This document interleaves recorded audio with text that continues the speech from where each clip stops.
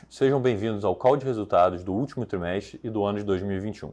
Antes de prosseguir, gostaríamos de esclarecer que eventuais declarações que possam ser feitas durante essa teleconferência relativas às perspectivas de negócios da companhia, projeções e metas operacionais e financeiras baseiam-se em crenças e premissas da diretoria da PetroRio, bem como em informações atualmente disponíveis para a companhia. Considerações futuras não são garantias de desempenho, envolvem riscos, incertezas e premissas, pois se referem a eventos futuros dependentes de circunstâncias que podem ou não ocorrer. Gostaria agora de passar a palavra ao Roberto Monteiro, nosso CEO. Por favor, Roberto, pode prosseguir. Boa tarde a todos. Muito obrigado pela presença de todos vocês, pelo tempo, em participar aqui do nosso call de resultados da PetroRio, do quarto trimestre de 2021 e do ano de 2021 como um todo. Eu, antes de mais nada, queria começar agradecendo mais uma vez a todos os nossos colaboradores por mais esse ano. Foi um ano de diversas conquistas, foi um ano de recordes e isso nada disso é possível sem a nossa gente, sem as pessoas da PetroRio. Bom, falando em recorde, eu acho que nós temos alguns, que eu poderia elencar. O primeiro deles, receita, nós chegamos aqui a 4,4 bilhões de reais. O segundo, lucro líquido com 1,3 bilhões de reais. O EBITDA com 2,9 bilhões de reais. Produção com 11 milhões de barris vendidos ao longo do ano. E um que nos enche de orgulho, em particular, é o lifting cost, que nós chegamos aqui no quarto trimestre de 2021, 11,8. A gente ainda vê espaço para melhora, mas enfim, o que nos enche de orgulho é que a gente vem conseguindo melhorar esse indicador trimestre a trimestre. E o que está por trás disso tudo, desses recordes, é claro que são coisas tangíveis e palpáveis, que são muito importantes de serem lembradas sempre. Então, a conexão de polvo com tubarão-martelo, que é o famoso tieback, o tubarão-martelo 10, que entrou em produção também mais no segundo semestre do ano, todos os poços que a gente teve que fazer workover e de uma maneira ou de outra causaram alguns distúrbios, mas depois todos foram solucionados ao longo do ano. E finalmente o follow-on que nós fizemos e a emissão de dívida, que foram acessos que nós criamos ao mercado de capitais, seja no de renda fixa, seja no de equity. Tá? Passando para o próximo slide, eu gostaria de chamar a atenção, entre esses quatro gráficos, eu gostaria de chamar a atenção aos dois superiores, que exatamente falam sobre a nossa redução do lifting cost e a nossa produção. Isso é a base de tudo, é isso que faz com que a companhia seja a companhia. E quem gera isso são as pessoas que trabalham conosco. Bom, isso então fez com que esse lifting cost baixo, esse lifting cost controlado e uma produção também controlada e crescente, faz com que a gente chegue a essa posição de caixa também bem sustentável e a esse nível de alavancagem também super controlados, que deixam a companhia pronta para o próximo ciclo de crescimento que, na nossa opinião, está por vir em breve. Muito obrigado. Eu vou, com isso, passar a palavra para o Francilmar, que vai falar um pouco da parte operacional, com mais detalhe. Obrigado, Roberto, aí pela palavra. Vamos aqui agora com a parte do slide número 5, vamos falar do detalhamento das operações dos ativos aqui. Então, nesse slide aqui, que traz um resumão de todos os números aqui dos ativos, eu vou focar mais nessa parte de produção.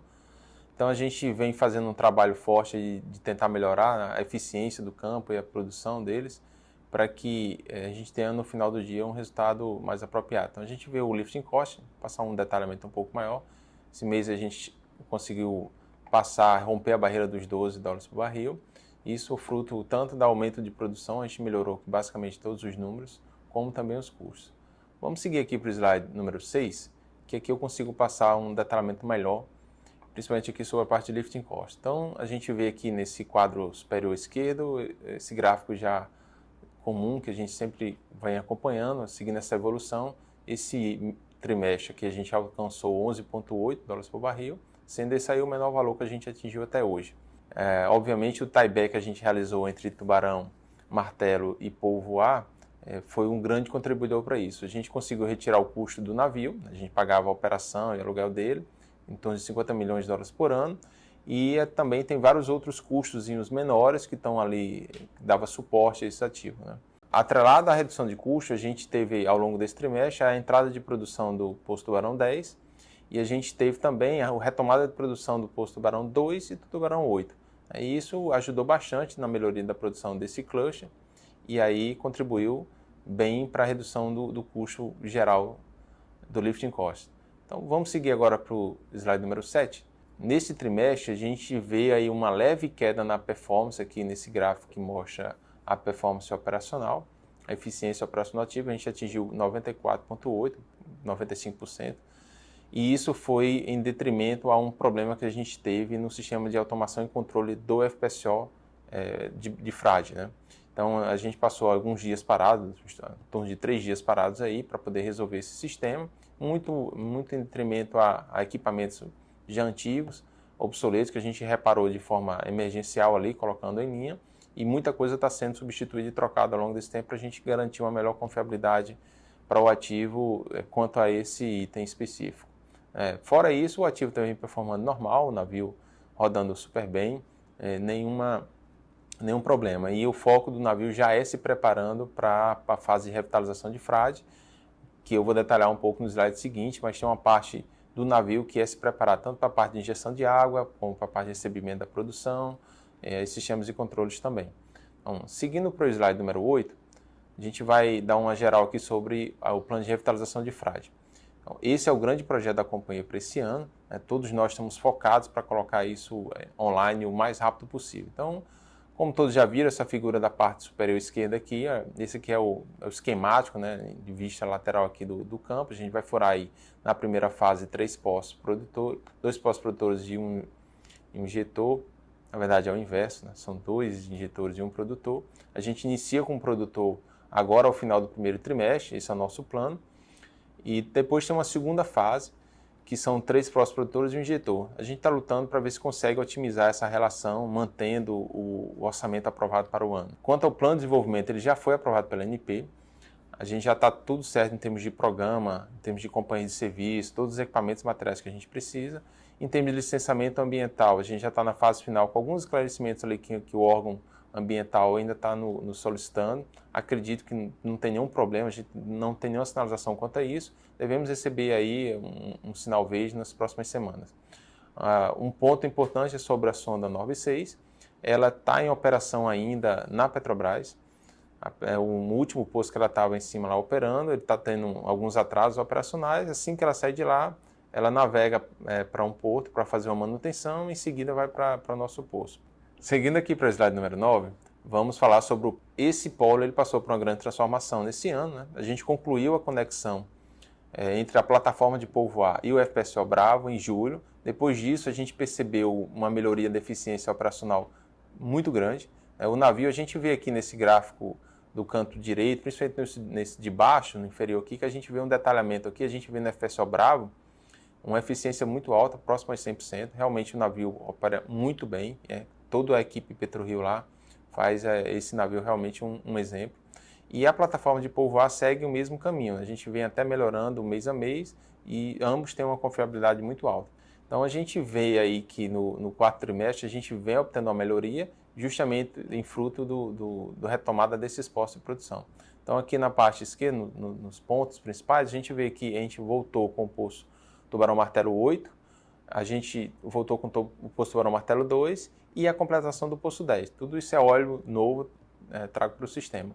Então aqui vale muito a pena a gente reforçar que a entrada da sonda Kingmaker na nossa frota, ela ajudou demais a melhoria dessa performance. Se a gente não tivesse essa sonda, uma sonda operada por nós, de propriedade nossa, a gente teria que mobilizar uma sonda do exterior, demoraria vários meses, em condições comerciais também diferentes, e impactaria em ambos, tanto o custo como a produção. Então, esses pontos negativos dessas paradas de produção morderam um pouco a eficiência, isso já foi resolvido. O último ponto que tinha era o poço 44 de Tubarão Martelo, que ele falhou aí no início de dezembro, né? Todos foram falhas em bombas BCS, e lembrar que esses postos Desde o início da produção eles não tinham tido falha, então estavam todos eles na faixa de 7 anos de falha. E aí o Poço 44 voltou a produzir agora em meados de janeiro, sendo inclusive a melhor performance que a gente teve ao longo do ano, aí, já com o início da operação da PetroRio com a sonda Kingmaker. Então, um poço que a gente fez em menos de 2 meses, seguindo com esse processo de melhoria contínua que a gente sempre busca nas nossas operações. Então, vou seguir adiante.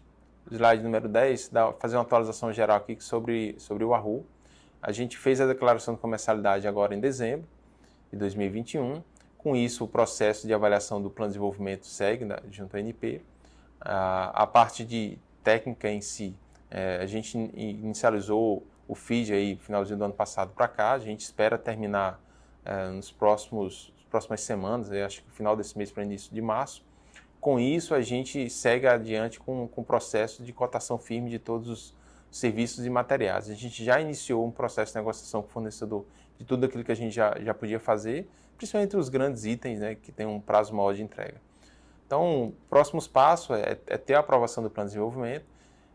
Paralelo a alguma coisa a gente já adquirir, quando tiver o sinal verde, a aquisição de equipamentos e serviços, principalmente para a parte de interligação, que tem um prazo maior de entrega. Depois disso, a gente já parte para o processo efetivo de execução, né? Tanto a perfuração como a instalação do sistema submarino. E aí, finalmente, o primeiro óleo, e continuamos com a mesma previsão aí do início de 24 para esse primeiro óleo. Então, obrigado a todos, vou passar a palavra para o Milton. Obrigado, Francilmar, uma boa tarde a todos. Bom, dando continuidade aqui à apresentação, mais especificamente no slide 11, eu vou começar a falar sobre o desempenho financeiro, destacando que esse quarto trimestre foi realmente um trimestre incrível para a companhia.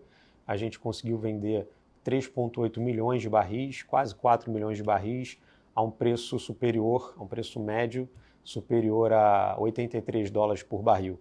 Então isso contribuiu para um trimestre muito forte, né? uma receita total de quase 1,8 bilhão de reais, um EBITDA ajustado, que é aquele EBITDA que expurga os resultados não recorrentes e não operacionais, né? Na casa de 1,2 bilhão de reais, uma margem de 69%, uma margem super expressiva, e naturalmente isso tudo contribuiu para que a gente chegasse num lucro líquido de quase 900 milhões de reais. Então, enfim, um trimestre que dispensa aqui apresentações, foi realmente um resultado muito positivo, muito forte. E isso, naturalmente, faz com que o nosso resultado anual tenha sido também muito bom. Basicamente o melhor resultado anual da história da PetroRio, e em que a gente conseguiu aí atingir um nível de faturamento na ordem de 4,4 bilhões de reais. Também um EBITDA ajustado na casa de 2,8, quase 3 bilhões de reais, e uma margem de 65%. E chegamos a um lucro líquido total ali na casa de 1,3 bilhão de reais. Então, acho que os números aqui já falam por si. E, bom, comparado ao ano de 2020, né, lembrando que 2020 foi um ano de Covid, muito fortemente impactado aí pela Covid, em que o preço médio, né, de vendas de 2020 foi $41 por barril, a gente vendeu 9 milhões, enquanto que em 2021 a gente vendeu 11 milhões de barris. Então a gente foi ajudado muito pelo efeito de aumento de vendas e melhora do Brent e redução de custos, né, como já foi apresentado aí a questão de lifting cost, que também naturalmente contribuiu de forma bastante positiva para o nosso resultado. Bom, seguindo aqui para o próximo slide de número 12, no gráfico da esquerda, a gente tem uma explicação aqui, uma demonstração do prazo médio da dívida da companhia. Ela já atingiu, enfim, depois que a gente emitiu o nosso bond, um patamar acima de 4 anos. Lembrando que o bond ele é de 5 anos, ele vence em 2026, e ele aumentou marginalmente por conta da amortização de algumas dívidas de capital de giro, de prazo mais curto que a gente ainda tinha, e a gente zerou essas dívidas aí no final do ano, tá? E com relação aqui ao gráfico do lado direito desse slide, ele mostra o cronograma de amortização, que basicamente é o bond que a gente tem nesse fechamento anual, 600 milhões de dólares, com uma posição de caixa no patamar de 830, 840 milhões de dólares, tá? E isso lembrando que muitas das vendas que a gente realizou no último trimestre, elas ocorreram em dezembro. E a gente tem um prazo médio de recebimento de 30 dias, então existe um contas a receber expressivo, né, que reforça ainda mais essa posição de caixa. Tá? Então, seguindo aqui para o próximo slide número 13, a gente consegue entender como é que foi a variação do caixa líquido da companhia, né, hoje no patamar de 230 milhões de dólares, e a gente fazendo a composição dele desde o terceiro trimestre de 2021, a gente teve um EBITDA ajustado na casa de 220 milhões de dólares, e daí a gente teve pagamento de Wahoo, que era um cronograma que a gente tinha estabelecido aí para as aquisições dos stakes que a gente tem em Wahoo, capital de giro, que é justamente esse efeito do contas a receber que a gente tem, que é bastante expressivo, CAPEX. Então aqui a gente tem a completação do Tubarão Martelo 10, o fim da desmobilização do FPSO Polvo, a gente tem Tuscany e TAC, que é basicamente o pagamento de um processo que envolvia Tuscany e a parcela final do TAC de Frade, resultado financeiro majoritariamente representado aí pelos juros do bond, e impostos, né, que a gente teve aí ao longo do trimestre, e com isso a gente chega nesse caixa líquido de 231 milhões de dólares. Então, seguindo aqui para o slide número 14, essa aqui é a evolução caixa líquido pelo EBITDA, dívida líquida EBITDA da companhia. Essa é uma métrica super importante que a gente segue, por conta inclusive de covenants que a gente tem no bond. Então, o que a gente basicamente observa aqui é que como a companhia ela é caixa líquido, a gente tem um indicador negativo de dívida líquida EBITDA, um saldo de caixa bastante expressivo, né, o caixa líquido de 1,3 bilhão de reais. Basicamente, assim, resumidamente, a gente é uma companhia bastante desalavancada e preparada para continuar crescendo, preparada para acomodar mais dívida de forma saudável no nosso balanço, para nos ajudar com potenciais aquisições. Então, esse slide aqui resume bem a saúde financeira da PetroRio atual. E com isso, eu passo a palavra aqui para considerações finais ao Roberto e desejo a todos uma boa tarde. Bom, muito obrigado, Milton. Eu vou passar aqui os próximos passos da companhia e depois disso a gente vai abrir para perguntas e respostas. A gente tentou elencar aqui o ano de 2022, como ele deveria ser, né? Então, como sempre, esse foco, né, em segurança, saúde dos nossos colaboradores e terceiros, enfim, o retorno à sociedade, isso tudo é pano de fundo, respeito com o meio ambiente, isso tudo é pano de fundo para a PetroRio. Tá? Mas, além disso, existem as coisas mais tangíveis e operacionais que nós temos que realizar ao longo do ano. Eu diria que a primeira delas é uma estabilidade operacional no cluster de polvo Tubarão Martelo. Eu acho que foi muito bem com relação a tieback e todos os trabalhos que nós realizamos no ano passado, mas teve muitos probleminhas que foram acontecendo e foram sendo sanados. Eu acho que um grande desafio nosso para o ano de 2022 é exatamente manter a estabilidade operacional nesse cluster. O mês de dezembro já foi um mês muito mais estável, o mês de janeiro também já foi um mês super estável, fevereiro também tem sido um mês com essa estabilidade. Eu acho que aí a gente vem conseguindo chegar no ponto que a gente julga ser ideal. Um outro ponto importante para esse ano é o início da perfuração de Frade, da campanha de revitalização do campo de Frade. A gente espera começar em algum momento do mês de março. Eu acho que temos todos os elementos para que esse início seja atingido. Um outro ponto importante é avançar no plano de desenvolvimento de Wahoo. Nós declaramos comercialidade em dezembro, nós apresentamos já o plano de desenvolvimento e agora nós entramos numa fase de aprovação desse plano de desenvolvimento junto com a ANP. Um outro ponto grande que nós temos ao longo do ano e que vai exigir um foco da companhia como um todo, um grande foco da companhia como um todo em diversas áreas, Albacora e Albacora Leste. Como nós já divulgamos no passado, nós fomos selecionados pela Petrobras como Preferred Bidders, né? E nós atualmente estamos em fase de negociação desses contratos e a gente espera conseguir concretizar então esses 2 negócios e depois da concretização desses negócios fazer toda a parte de funding para que a gente leve esses 2 campos, que seriam 2 oportunidades transformacionais para a companhia, né? E lógico, por último, como a gente sempre fala também, foco em crescimento inorgânico através de oportunidades de M&A. Dito isso, eu acho que esse ano vai ter uma grande concentração em cima de o que é Albacora e Albacora Leste.